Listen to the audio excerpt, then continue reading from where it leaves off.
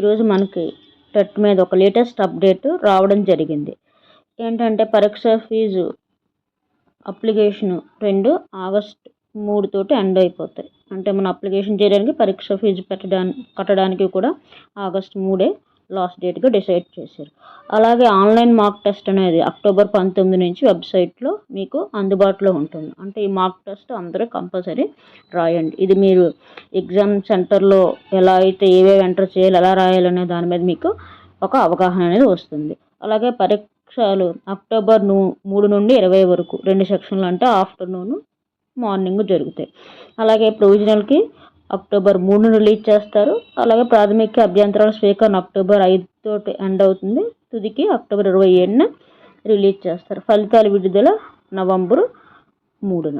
Okay, thank you for watching my video.